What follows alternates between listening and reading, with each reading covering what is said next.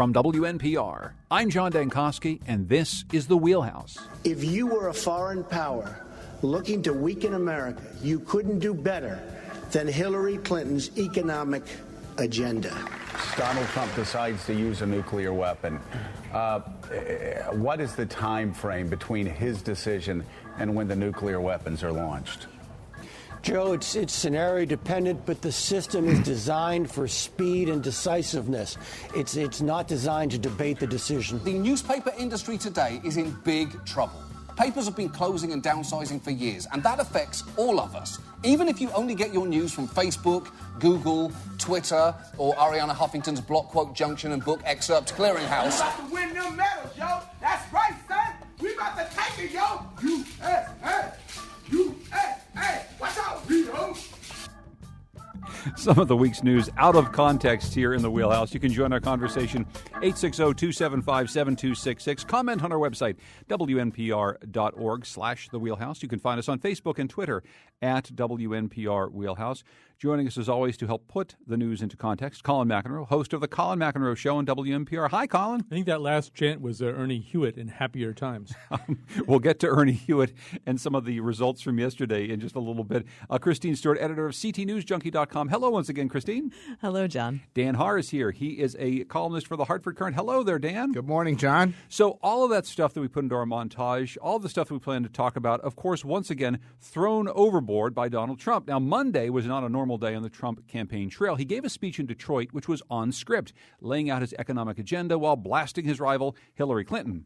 All Hillary Clinton has to offer is more of the same. More taxes, more regulations, more bureaucrats, more restrictions on American energy and on American production. More of that. His speech was unusual because it sounded like pretty much every speech that every Republican presidential candidate has ever made. We're the party of lower taxes and less regulation. They offer bureaucracy and bigger government. He even stood silently as hecklers tried to annoy him. So his handlers finally got through to Trump. Finally, he's going to stop all the crazy talk. Hillary wants to essentially abolish the Second Amendment. By the way, and if she gets to pick her judges, nothing you can do, folks. Although the Second Amendment people, maybe there is, I don't know. But I'll tell you what, that will be a horrible day. If Hillary gets to put her judges, right now we're tied. You see what's going on. We're tied because Scalia, this was not supposed to happen. Justice Scalia was going to be around for 10 more years at least, and this is what happens. All right. Well, with a normal candidate, you might say, that's a terrible joke gone bad. In fact, it's exactly what House Speaker Paul Ryan said after this, but this is not a normal candidate. The remarks drew this response on Twitter from Connecticut Senator Chris Murphy. Don't treat this as a political misstep. It's an assassination threat, seriously upping the possibility of a national tragedy and crisis. And there's a lot more that we can say, and that has been said. I'll turn to Colin McEnroe. When you heard this comment from Donald Trump, your initial reaction was? Well, I mean, I think he still has the capacity to make our jaws drop, which is kind of amazing when you consider all the things that have led up to this. I see this also as part of a continuum. We've seen in the past that Trump will say things that maybe he regards as jokes, or maybe he doesn't take as seriously as some of the people listening to him do. So as we went through the season of the primaries and the rallies, Trump seemed occasionally to enjoy, revel in, and maybe even encourage a certain amount of violence at the rallies towards protesters. There were moments where he also seemed to be trying to stir up his rally crowds against the members of the press in the press pen. And then you hear these things like during the Democratic National Convention, he said there were a couple of people who were speaking that he really wanted to punch in the mouth. There's this kind of thing. And yesterday's remark about Second Amendment people could do something and maybe do something about it if Hillary Clinton were president and was appointing the wrong kind of judges. The problem with this is it may exist for him at the level of an off-the-cuff remark or a joke coming out of his mouth. Maybe that's how it feels. The people listening may perceive this in any number of ways, and really, all it takes is one person to take this as an encouragement of, yeah, that's how I should go deal with this. I should shoot this person, and he doesn't seem to understand the amount of responsibility he has to take for the stuff that he's saying right now. He's a Republican Party nominee. Stuff that he says carries more weight, whether it should or not. I think that's what's disturbing, that he would say that and also say it to an audience and maybe a national audience, some of whom might take it a little bit more seriously than he meant it. Well, I think that this is so the Wall Street Journal has this really interesting experiment happening right now where they're comparing liberal Facebook pages to conservative Facebook pages, and so I'm looking at the Donald Trump one right now, and none of what we're talking about is showing up at all in conservative news feeds on Facebook right now. It's essentially a non-issue. It's a non-issue for them, and I think that as a presidential candidate, there's a certain sense of responsibility, and I think that the Secret Service has, taken note of this comment. Well, yeah, and this is a comment that has come from several people, including former CIA Director Michael Hayden, who said what many people are thinking right now. Dan Rather actually said it in a Facebook post. This is a direct threat of violence against a political rival, not just against the norms of American politics. It raises a serious question of whether it is against the law. If any other candidate, Rather writes, if any other citizen, had said this about a presidential candidate, would the Secret Service be investigating? Dan?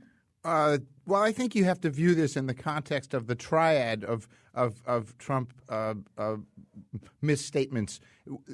Part of it is what Colin was talking about, is the ability to shock and the things that he says that are irresponsible. But in the broader context of lies, outright lies. This man does not speak the truth, and this isn't like Hillary Clinton says a few things. He's way far as an outlier in terms of simply the things he says, and B, in terms of policy, when he expresses anything in policy, as he did Monday at the Economic Club in Detroit, it's so far out as to be designed to taunt in and of itself. And so, to his credit, I think those outlying tendencies in the other two areas tend to take away the sort of seriousness with which people may take, and I get that it only takes one person, take the outrageous statements that he makes. Right. So in other words, what I'm saying is he's a marginal character, even though he's not in the margin. I would gather, though, Dan, that many people listening right now who either are Trump supporters or who are Republicans who are not supporting Trump, or who are Democrats or liberals who would have supported Bernie Sanders, are saying, I don't know that Hillary Clinton's lies directly to the American people are just something we should shuffle off as not that terribly important. Well, but and we're going to get into the question of objectivity in this, I believe. Yes. But even by objective measures of looking at, the truthometer or the Pinocchio at the Washington Post, whatever measure you have, he simply isn't. And as I've said before on this show, when he came to Connecticut, the first two things out of his mouth were there are 3,000 people outside trying to get in, and no other candidate has come to Connecticut. Both of which were on their face. It's not that he's saying lies that are sort of. I think Hillary is like a lot of politicians. She's saying things that are twisting the truth. He's just simply making stuff up, and that helps his ability to say that was just a joke. Do you think saying this is almost an admission that he knows he's not going to be elected president? Well, it's just such unbelievable things sometimes come out of his mouth. I think sometimes that, One thought experiment that has been suggested is, if he were trying to throw the election, how would he behave differently from the way he's behaving right now? And it's hard to come up with some ideas that would work better. Well, when you talk about outrage, I don't know about you. I was outraged shocked on Monday. The economic plan, cutting the marginal tax rates by a full 15 percentage points, cutting the corporate tax from 35% to 15%, as he's suggesting, 15 or 25. No, 15. Is to me, as an economics writer, as shocking as some of these other things that are taunts, because it doesn't follow the playbook of traditional presidential politics. It follows the playbook of the exaggerated caricature of the House Republicans. I was talking to Phil Bum from the Washington Post about this yesterday. To me, the problem there is that so much the underpinnings of a lot of his rhetoric are America's in free fall. America's in an economic crisis. I'm the only person who can help you. So, yeah, the extremity of some of the things you're talking about, Dan, it's like, rolling the car down the hill to jumpstart it. That's like the only way you can get the car going again. But the reality is, most of the economic indicators are pretty good. People are indicating in polling they have a lot of economic confidence. Obama's approval ratings are high. So this might have worked with 13 million soreheads, who could propel you through the path of the primaries. But you now have to get 65 million people on board with you. And I'm not sure that the moderate Republicans, that the swing voters, the unaffiliated voters he needs now are going to react the same way. I don't think a lot of them, people in Connecticut think things are pretty horrible. But nationally, I'm not sure people can buy into the necessary level of doom and gloom that you need to go for Trump. But even, I ran into a few Republicans yesterday at the state capitol, and, they expressed their frustration with this campaign and Trump as their presidential candidate on the top of the ticket. And a few of them expressed to me that they would be looking to, find an alternative candidate just to write in. Well, and look, and we heard this week, too, during a week in which at first Donald Trump was going to try to reset his campaign and have if Dan doesn't think sensible economic policy, at least a normal type of stump speech. He also officially lost the support of Susan Collins from Maine, one of those moderate conservatives. Chris Shays, of all people, actually showed up on MSNBC to talk a little bit about this. He was my first choice, my second choice, my third choice. Joe's too. But Hillary is my next choice. Excuse me? Yeah. No, it's not hard to figure out.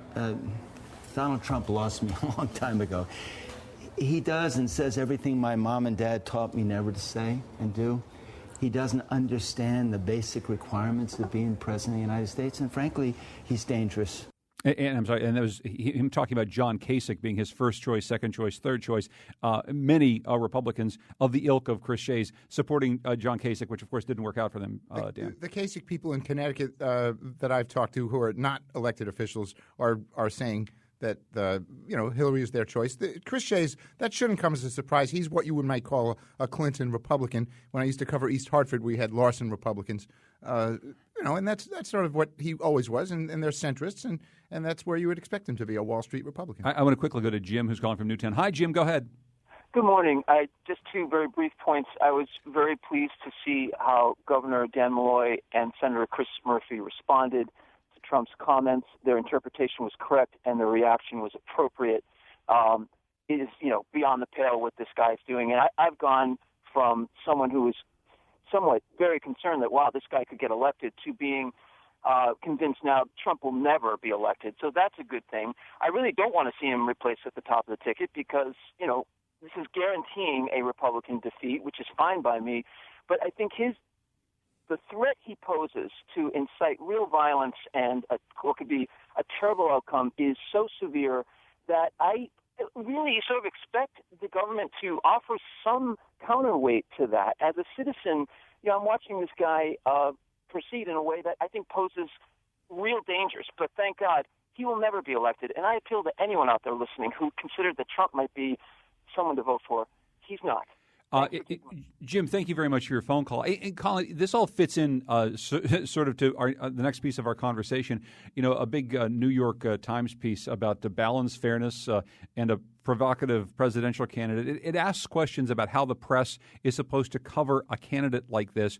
A lot of the things that Jim just said, a lot of the things that we've been saying on this program for quite some time, all fit into this category of watching something and someone that in one way or another offends some sensibilities that many journalists have. Dan brought up a few of them. People who lie, who say things that aren't true, they tend to be people that journalists don't think of too fondly. People who have unusual economic policies are things that economics writers don't really look at too fondly. But for me, a big question about this is just this civility question that we are raising again today with his Second Amendment comments, that there are certain things that feel like dangerous speech, and I think we've all seen how words do matter, and words can carry weight, and words can incite everything from violence to really, really terrible behavior on the part of supporters. I think in some ways the drama that's playing out in the Republican Party and the drama that's playing out in the press corps are very similar. And each of them asks the question, are we living in under unprecedented circumstances, or close to unprecedented circumstances. There have been other times like this. There have been other tumultuous times in this country. But when you see what Susan Collins did say yesterday about why she was going to be voting for Clinton, it's pretty remarkable. I would just quickly want to just parenthetically say that there's a whole other way that this battle is being fought out. And, for example, Michael London, who's a councilman in New London, said the same thing, that he was going to vote for Clinton. And basically party leadership, J.R. Romano, the state chairman, and Chris Healy, the former state chairman, who, by the way, was born to advocate for a Trump candidacy, basically threatened to curb stomp him. I mean, Healy said, people have long memories. We'll remember this.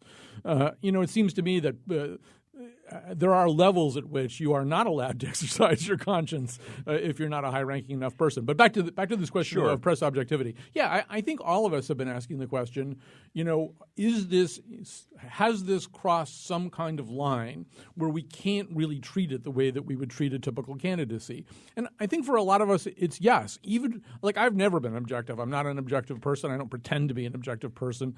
But even for people whose job it is to be objective, simply reporting day in and day out the stuff that he says, and to Dan's point, fact-checking this just cascade of relentless nonsense that just kind of, almost untrue with no real purpose for its untruth. It seems to me if you do that job, if you just report it, you are effectively undermining Trump's candidacy. Well, and, he's not allowing certain news organizations, not that they're not going to report it, but into some of his rallies, into some of his campaign events. He's banned the Washington Post. He's banned some political reporters. He's trying to limit, I guess, the ability of the Fourth Estate to do their job, and I believe that we're going to continue to do it, even if it has to, But I think to Colin's point, Christine, this is what's so interesting is the act of showing up and writing down the things that he says and then printing them in a newspaper, saying them on the radio is something that could get you banned, but is also just it's an act of journalism that's not being subjective in any way. It's just like reporting facts that seem so gruesome and weird most of the time. Yeah, no, and that's what, I don't see anybody in the journalism industry struggling with that. I think that's our job, to show up and report the facts, not report what he says, but report the facts and make sure to hold him accountable for the lies that he tells. Can I just say one thing about that before Danny goes? I do think there is one way that I was thinking this yesterday before the gun thing came up, and that is, maybe our antennae are up a little super high now, and like with the baby incident, I don't know, as you go back and look at the baby incident, maybe we made that seem worse than it was, and the mothers kind of come forward and saying, well, no, he wasn't really seriously kicking us out. Sometimes when Trump says the process is rigged, he seems to be talking about things like maybe debates or the way the nomination process unfolded for Clinton. We often interpret that as a suggestion that he wouldn't live with the losing results of an election in November, when maybe he hasn't really said that. I mean, the one argument I would turn back on us is, are our antennae so keenly tuned now towards him that we'll jump on anything he does and give it the worst possible interpretation? And maybe there's a little bit of that. I mean, I don't feel too bad about it, but I was looking. I was trying to parse the words that we saw from yesterday, Dan. The words about the Second Amendment, and if you took those words in order, and even the way he said them, there are a lot of ways to look at that and say what he's trying to say is that people who believe in the Second Amendment come out to vote, and people who support gun rights may be able to jumpstart a campaign that would take down a possible Hillary Clinton presidency. The fact, though, is that we can't look at anything he says in the same way we'd look at it if, say, Chris Shays, who we just heard from, had said something like that. I think that in defense of Donald Trump here, and that's twice in this show, that the Second Amendment, it's noted. The CCDL, Connecticut Citizens Defense League, strongest advocates, including the group's president that I've spoken with, which is extensive, tend to be people who are very, very strong and rabid advocates of gun ownership, and who are, to a man, and it is almost all men, very peaceful people. Right? This is not the crowd that you have to worry about shooting someone. There's a separation, and people need to understand that the Second Amendment advocates are not the people who are the problem here. And that's, it's crazy to say, look, we have a gun problem, and the people who are advocating for gun rights are part of the gun problem in respect to violence. It's simply not the case. There aren't cases. Except to the degree that they're fighting basic things like background checks, which understand. will We don't, result in other people being able to shoot other people. That the policy that they're advocating for can, in the view of some people, lead to X, Y, and Z. But to connect the fact that the quote-unquote, as Trump called them, the Second Amendment crowd, are the very people who are going to perpetrate violence. I haven't seen that. Well, he kind of insulted the Second Amendment crowd exactly right. when he said that. That's exactly and then why haven't they stepped exactly up? Why right. hasn't the Second Amendment crowd stepped up to denounce what Trump has said? That's exactly a great question. I want to please, really quickly. I want to get back to. I disagree when we're talking about the media and the behavior, and I am also an opinion journalist. I hold the belief that in 25 years, we are going to be asked to account as individuals for how we reacted to this threat to American democracy. And so that's not a position that can be held by a news reporter.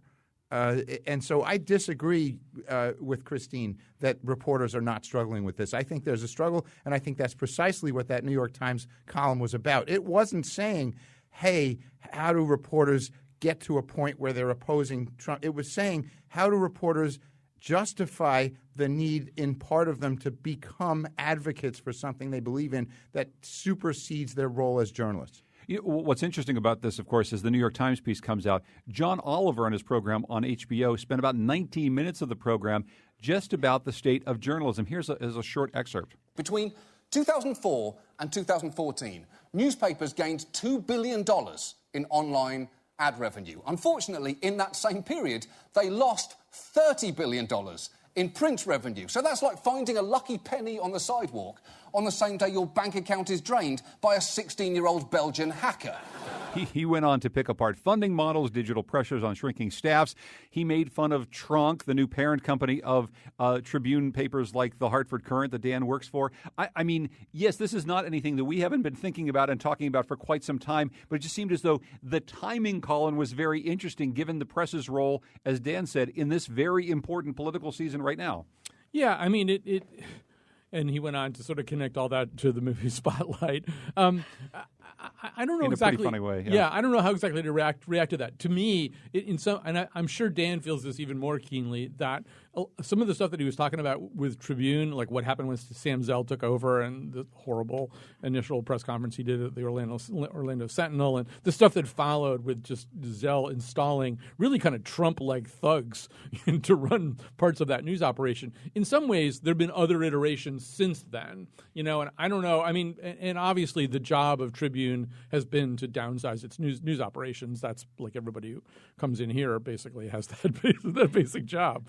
But I'm not exactly sure how to connect it to this present moment.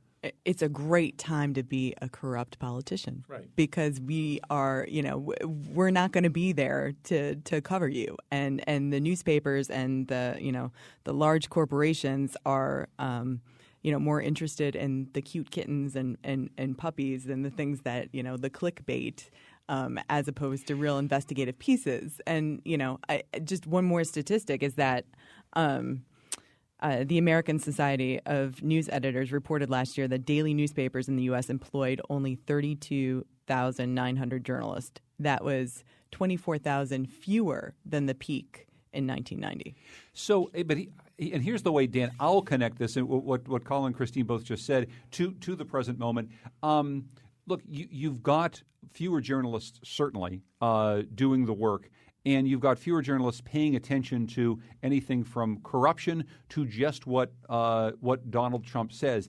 This isn't a new trend, certainly, but it does feel as though this is a time at which we could use more oversight, when we could use more people taking a look at what people are saying, holding people to account, and we're getting almost exactly the opposite. And the funny thing to me about it is that Donald Trump seems to make a lot of headway with his supporters by saying just what terrible people we are. I mean, for God's sakes, we're giving them kitten pictures. That's what everyone wants, it seems. But yet we're the worst people in the world, and Donald Trump is making quite some hay by saying that the media is terrible.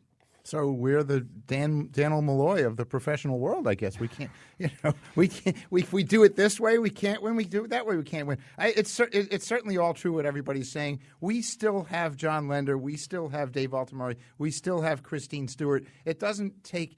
Listen, we would all like for this to be 1994 again. Don't get me wrong. When we had 400 people and 8 people in the Capitol. But the reality is that I'm going to accuse Christine of inciting, just like Trump was inciting violence. She's inciting corruption here. The reality is that she herself is helping to stamp that out. And listen, we would love to have more, but it doesn't take a tremendous number of people to say we're still here. And we just hope that there's a model that works that brings revenue to that. One of the things that was alluded to in the Oliver piece, Marty Barron, the guy played by Leo Schreiber in Spotlight, talks about just how many things journalists have to do these days that aren't connected to the job they had in 1994. And one of the things Tronc has just put through, I love saying Tronc.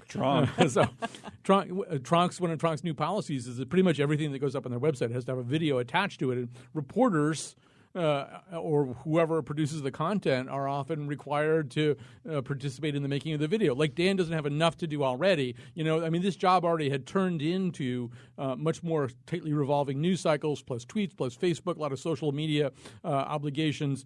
Dan spent a lot of time in the past running over to the TV set that the same company at that time owned, so he could talk there. And now he's got to make a video to go with his content. Actually, we're still doing. I did TV twice yesterday. They're still in the building, Colin. Yeah.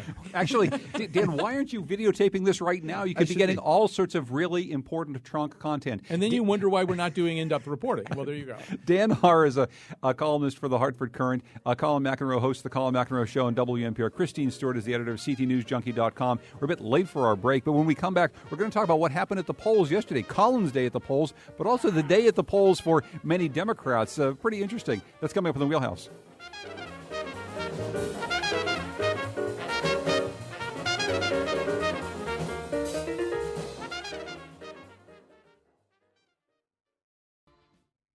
This is The Wheelhouse. I'm John Dankosky. Today we're taking a look at the week's news with Dan Haar, who's a columnist for the Hartford Courant, Christine Stewart, who's an editor of CTNewsJunkie.com, the editor. She's like all of CTNewsJunkie.com.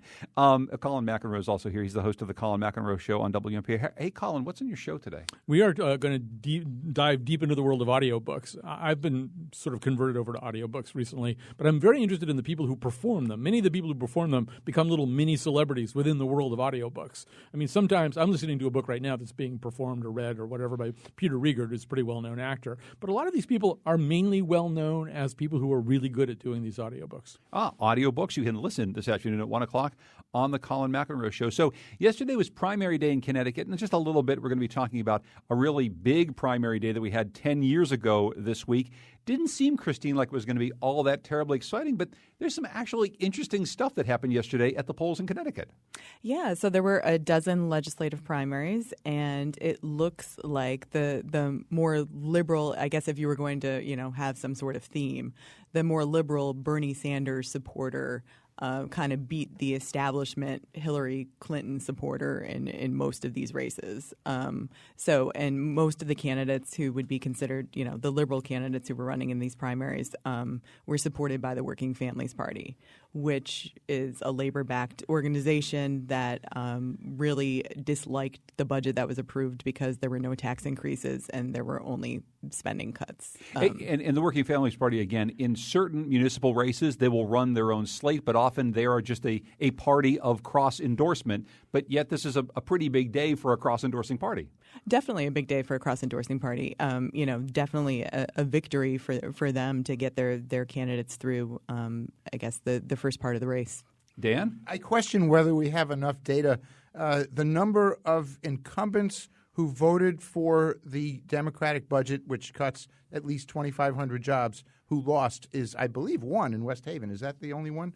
Lou Esposito? Yes. Yes. I believe that's the – so really the litmus test here for a quote, a reaction is how many people who voted for that said to be horrific plan lose their seats. And so now we have one, and it's not zero. But they were local. They were local races too. I understand. That's exactly what I'm saying. In other words, based on this, I don't know that we can say this is where the direction is. It's a good day for Working Families Party. Don't get me wrong. But when Senator Moore and Gomes in Bridgeport, who are the incumbents, who are not endorsed by the party nonetheless retain their seats in a primary. I don't know that that's a rebuke to the establishment. And Colin, I don't know. I'm not saying it is or it isn't. I'm saying the numbers are small. And Colin, just quickly, maybe flesh out. You mentioned Ernie Hewitt in our open. Of course, probably one of the better known state legislators to have lost yesterday. Ernie would be a statistical outlier, I think. I mean, he just basically had some real deportment problems. People haven't forgotten the strange remark about the snake under his desk when the young woman was speaking in a public hearing. I just, Ernie had just problems that probably didn't have that much to do with the state budget or anything else. I will say this, to Christine's point, I think what we have to watch now, and Dan's right, it's a very small sample size, but we have to watch volatility. I think you're going to see more volatility in the General Assembly races. We've talked about this in the past. There's just a lot of retirements and open seats where you don't have to overthrow an incumbent, and there's a lot of dissatisfaction with dysfunction at the State House. And I think that's going to run through this cycle and through 2018. I think I said it before, but if the Republicans can't win a gubernatorial election in 2018, they really suck. So I think that the Working Families Party and what a union endorsement or a Working Families Party endorsement means for these candidates who get it is that they're going to receive the door-knocking and volunteer support that these other candidates might not be receiving because they voted for a budget in the future. But so Colin, you went out to the polls yesterday. An awful lot of people in Connecticut didn't go. What was your experience like? So, I went to what's a new polling place for me. I got turned away. I was told I was not on the list. I went home. I thought about this a while. And actually, when I was there the first time, I said, I'm pretty sure I got something in the mail telling me I really had been reassigned to this. And one of I think it might have been the moderator there, said, well, no, you would have had to go to town hall for that or whatever. So I sort of gave up, and then I went home. And then I thought about it some more, and I even located the piece of paper. It comes from DMV. It's because I re-registered my license. It says, no, this is where you vote right now. So I go back, and this time they find me on the list. And I just, these are nice people, and they're volunteers for the most part, or people are they're donating their time. They're not evil people. This wasn't a voter suppression tactic. It wasn't anything like that. But it's too damn hard to vote in Connecticut. There's too much confusion about what the rules are, the rules about photo IDs. I mean, we know from these Texas cases photo IDs are evil, but you will always be asked for a photo ID when you vote in Connecticut. And from the Secretary of State's office, you can see what the rules are. The rules are unbelievably confusing and unnecessarily confusing about what constitutes legitimate ID. Here's my suggestion. All you big employers that haven't moved to Arizona who are still in Connecticut, tell your employees that you would love it if they took the day off on Election Day and worked at the polls. If we had a lot more highly competent, well-trained people who understood the law working at the polls, I think things would go more smoothly. Voting here is too messy, and a lot of that just has to do with this very kind of micro-poised local control, precinct control. It's hard to get the message all the way down from the state government. I wonder if we're going to see more problems in November like you had because of the problems with the DMV and their inability to even ask if you want to register to vote, which was settled earlier this week or last week, but their inability to get those application forms to the registrar of voters. That was part of the problem. They did fine with me, but there was human error at the polling site. I don't know whether it's good or bad that in Connecticut, in contrast to other states, these problems with the voter rolls are not the result of some malintended policy. Is incompetence worse than malevolence? I don't know. That's the question. I had a very good experience yesterday. I forgot my wallet, and I was welcomed in and ushered in and allowed to vote in that very same town with my employer-issued ID. Yeah. But that's because you're Dan Haar. I mean, everyone knows who you are. That's much different. Well, that gets back to our previous discussion about the media. So anyway, just as a note, the Secretary of the State of Connecticut will be on Where We Live with Lucy Nalpathanchel tomorrow, perhaps to answer some of these very same questions. We'll roll in some tape from you, Colin. I'm sure that you will appreciate that. New Haven Police Chief Dean Esserman is in trouble again after another recent public outburst at a New Haven restaurant where he reportedly was upset about the service and berated a waitress. It's one of a series of incidents that has caused the police force to issue a no-confidence vote. Mayor Tony Harp suspended the chief for 15 days in a radio interview on WNHH with Paul Bash. She says she believes in progressive discipline. We have seen crime reduced across every measure that is measured by the federal government. And one of the things that I can't afford to have happen is for our crime to go up, for us to lose our babies on the streets. That, to me, is the most important thing. What Harp went on to say is that before Police Chief Esserman arrived, there were 34 murders in 1 year. The next year, there were 17 murders. She essentially seemed to be saying that, yes, she does not condone, Colin, of the chief's behavior, but she also wants a chief who can cut down on the murder rate and do some other things. So she sounds a little stuck here. I will say that Dean Esserman had a reputation that preceded him to New Haven. Many of my reporter friends in Providence said, oh, that guy, he's got a little bit of a temper, seems to be showing once again in New Haven. Yeah, he seems to have kind of a permanent mood disorder, which may be exacerbated by a difficult divorce and some big alimony stuff that's going on. I was telling Christine before the show started, I'm always amused when Paul Bass's latest piece about this for the New Haven Independent is saying it's not if, it's when. The Esserman's going to have to go. It's just a matter of how they're going to do it. And Paul, because he's so often the smartest person in the room, it's like he's trying to tell them how to like, if you can't figure out how to handle this, here's something that you could do. You could accept his resignation but continue to pay him while you had your acting chief. But that's going to be an expensive solution. I think in Harp's words, you do hear this incredibly poignant statement about the difficulties of urban policing. You want somebody who can solve the racial disparity problems that have been nationally publicized and drop the crime rate. Esserman does those things, but his rank and file seem to hate him. I mean, the vote on that was startling. Just way out of proportion. The degree to which rank and file cops hate him and don't trust him. And so everything that she says in that quote, I mean, it's probably going to fly out the window. They probably have to get this guy out of there, even though he has statistically delivered the results. Yeah, but it gets to this question about public officials, Christine, right now in 2016. We're all over the map with what people can and cannot say. I mean, we mentioned Ernie Hewitt saying an intemperate sort of weird thing that people maybe still are remembering a couple of years later about a snake being under a table. We can have very long memories about some people yelling at waitresses, and then we have a presidential candidate who is able to say something more shocking almost every single day with almost no consequences whatsoever. I guess I just don't know where to place Dean Esserman's temper in the whole continuum of how we listen to what public officials say publicly or even to just someone on the street. Well, I think he's in a different position than, a politician is in. He is a public servant, and he needs to be held accountable, and he's also the head of police force. So, any sort of threatening of violence probably held to a higher standard. One would hope. Yes. Than, somebody who really that's not part of their everyday job. But, I think that, it's a good thing that there is public scrutiny of these incidents. And I can't say what his fate's going to be, but my money's on Paul Bass.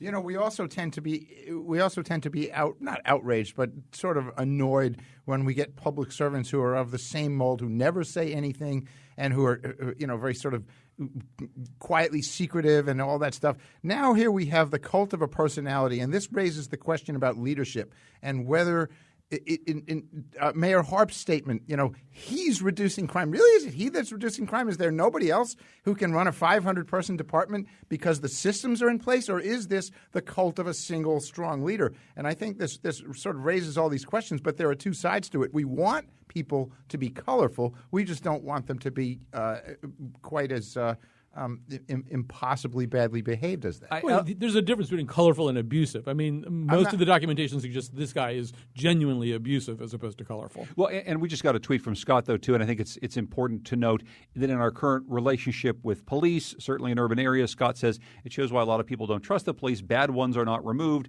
and further taint the good ones. That's part of the problem, I think, with what Mayor Harp said, Colin, is that she seems to not condone his behavior, but yet he gets to keep his job. Many people in many urban areas across America say people get to keep their jobs after doing behavior that should not be condoned or tolerated. Why is that? Why do they get to keep their jobs? Well, she set this up. She has some phrase for it. Is it progressive discipline? Is that what she calls it? Which sounds like some kind of bondage and submissive thing, progressive discipline. I don't really know exactly how that works. But I mean, so she swatted him on the nose with a rolled up newspaper this time and said, go away for 3 weeks. My guess is this cannot stand. However, you also have to say there's a financial piece of this, too. I'm amazed that Dan didn't bring this up. I mean, he's under contract. He's got another year left on his contract. Police chiefs are really expensive. All northeastern cities are cash-strapped right now. If this were the Department of Higher Education, wouldn't make any difference. They can at any moment have 3 college presidents for, Southern Connecticut State University, all of them making $300,000. They don't give a crap about that. But Tony Hart may have to run her budget a little bit more closely. So I assume she'd have to put an acting chief in there from the ranks and then eat this guy's salary for a year, and that's not fun either. Berating a server in a restaurant is not certainly grounds to be fired at that position. You're right. Probably not. It probably wouldn't happen. You're quite right. Well, yeah. I mean, there's other stuff now. There's now this documented pattern. There's this 18-year-old woman who's come forward talking about this guy's reign of terror. But, yeah, you could wind up in court with this guy. Yeah. You have to accept his resignation and pay him. See Paul Bass. He explained to them how to do it. Why don't they just Paul Bass for just mayor. Listen to Paul. Paul Bass from the New Haven Independent. We're talking today with Colin McEnroe from the Colin McEnroe Show, Dan Haar from the Hartford Courant, Christine Stewart from CTNewsJunkie.com. We'll be back to talk a little bit more about an ethics investigation going on right now and also about the 10-year anniversary of what was until now one of the craziest ever elections that we've ever covered, Ned Lamont versus Joe Lieberman. We'll be right back in the Wheelhouse.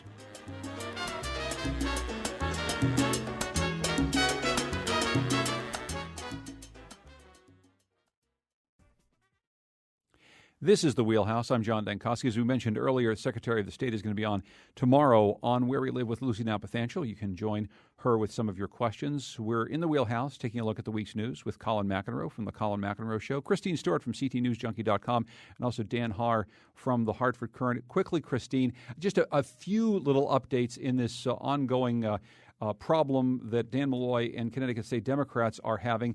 Malloy says he's not gotten a subpoena in this grand jury investigation into the way that Democrats have used money to pay for a mailer. But we do have some questions once again about the oversight agency, the State Elections Enforcement Commission. Of course, the Malloy administration is trying to cut back on agencies, watchdog agencies just like those. I know you've been looking into a little bit of just how effective the SEC has really been in bringing cases and closing cases against people. Yeah, so this is interesting. So I went back and I was looking at one of the cases I had originally reported about in 2014, which is the same year the SEC brought the case against the Democratic Party in the Malloy campaign effort. And there are still 59 open investigations from 2014. There's actually still 13 from 2013, and there's 75 from 2015. And so, they did lose an investigator this year, so they only have 2 investigators left. So that's part of the problem. And then you have Governor Malloy, who is, proposing to cut their budget and hold back money from them at a time when they can't even function as an agency as they're supposed to do. Is 59 cases still open over the course of a couple of years? What does that speak to? Does it speak to their inability to do the work, maybe too small a workforce, or maybe just far too large an ethical caseload here in Connecticut for such a small state? I can't say because they can't talk about any of these investigations that are currently open. So I don't know if it's that. There were 207 of them filed in 2014, and so 59 are still open. That means that they closed about 148 of them. My experience, and you have much more experience than I do with this, Christine, is but in talking to public officials, if you bring up Sikh, they're a bunch of zealots. They're out to get us. So the idea that but with 2 investigators, I mean, really, how many cases are you in the clear with 2 investigators? That's pretty hard. A lot of these cases do involve complicated paper trails or the digital equivalent of paper trails. I mean, really, the truth is this and the other watchdog agencies should be freestanding, taken out from under the executive branch, and maybe actually some kind of dedicated form of funding figured out so that they don't necessarily have to go through the traditional budget process. They're too important to be put in the position that they're in right now. I think they should be funded through federal accounts with the donations from contractors. Yeah, the contractors fund the watchdog agency. But actually, I think that's the solution. That's where all the money is. Christine's story about the the number of open cases comes despite the fact that the criticism, if anything, is not that they're dragging cases out, but that they're offering settlements too freely. And I think you have to give credit to the two Republicans, Markley and Sampson. Yes, who refused a settlement in a very similar case in which they used public funding to criticize the governor in 2014. In the case where the governor was not their opponent, they're not allowed to have done that. They refused the settlement, which offered them no penalty. They are able to do that, but the party or the opposing candidate, who's Tom Foley, would have to pay a portion of that. That's right. Okay, so they can't – that's right. I shouldn't have said they can't do it. But I think you have to give them credit. That's dragging out the process even more, and that's going to hold up more cases. But we're at least going to have a decision on whether candidates for Senate and State House can use their money dedicated to them to attack a sitting governor. They're saying that that's a freedom of speech issue. I'm not sure I would go that far, but it certainly is an elections law issue that's important. We have just a couple minutes left, and I noted this week, Colin, that it's the 10-year anniversary, just basically this week, of the Ned Lamont-Joe Lieberman Democratic primary. When Ned Lamont took on and beat the incumbent Senator Joe Lieberman in the Democratic primary. He, of course, went on to lose to Joe Lieberman later on. At the time, it felt like probably the biggest election I'd ever covered, one of the most interesting, crazy elections, and you were knee-deep in that. Any I don't know, reminiscences 10 years on of the Lamont-Lieberman race, Colin? The one that I'm going to share, it's kind of triggered by the conversation between Danny and Christine about, how difficult it is to turn out an incumbent, even in a mini primary like the one that we had yesterday, is I was standing there, I think it was on primary night, with David Pudlin, the former majority leader of the House, who'd become a Lamont organizer, one of the people running the Lamont campaign. And he was looking at the voting totals, and he said to me, getting rid of a sitting U.S. senator who doesn't want to be gotten rid of, it's almost impossible to do unless that person is involved in an act of terrible sexual turpitude or outright theft of services. He said, we're on the verge of turning out a sitting U.S. senator based on his policies. That's almost un-American.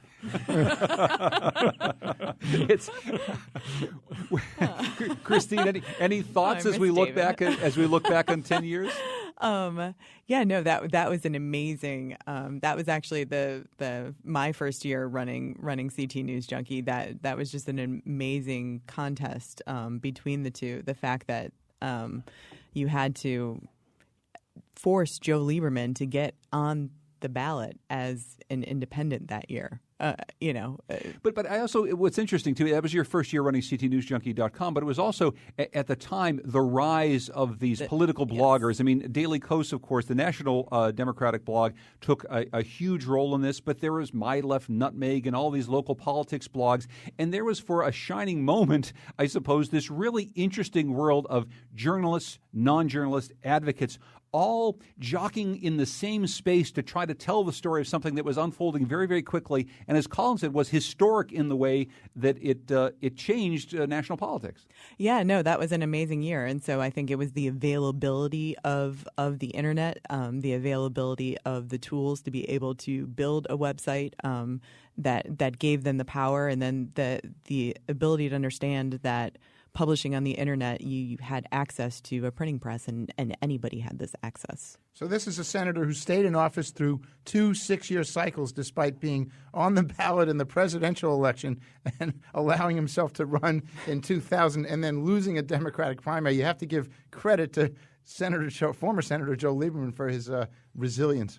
Is Joe Lieberman still in the world now, Colin? What's he doing these days? Actually, this week on Fox News, where else, he said that he's been spending a lot of time with his group No Labels, and that he's still considering the supporting Donald Trump. He might actually consider supporting Donald Trump. So so here's this guy. I mean, No Labels is the thing he does with John Huntsman, who strongly resembles Ned Lamont, the guy that he ran against. But anyway, I mean, that it's all about sort of civility and comity, and all this stuff. But he would consider supporting Trump, which basically means Joe Lieberman, have not been in the news enough. People are not paying attention to me, so I'm going to say something that will make some news. We're very familiar with this. Isn't he also representing the Scaticokes? The Scaticokes. I was going to say his law firm in New York is representing the Scaticokes, so he can still claim to be out for the little guy. I suppose that MGM backing notwithstanding, which is where the money is coming from. Certainly notwithstanding. We've pretty much run out of time, and there's so many other things we wanted to get to, but I want to thank Dan Haar, who's a columnist for the Hartford Courant.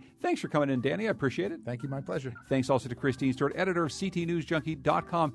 Thanks, Christine. Thanks, John. And thanks to Colin McEnroe, the host of the Colin McEnroe Show on WNPR. Thank you, Colin. Thanks, Mr. Dankowski. Our technical producer is Kyone Wolf. Glad to have you back, Kyone. Our digital editor is Heather Brandon, and the executive producer is Katie Tolarski. Continue this conversation on our website, WNPR.org/The Wheelhouse. I just have to make one little correction, because we said earlier that Susan Collins said she'd vote for Hillary. She said, no, I'm not going to vote for Hillary, not going to vote for Donald. I'll write in Jeb Bush. That's one of the things we can look at this week. Right in the exclamation point. Exclamation point, Jeb Bush. This is The Wheelhouse on WNPR. Thanks for joining us.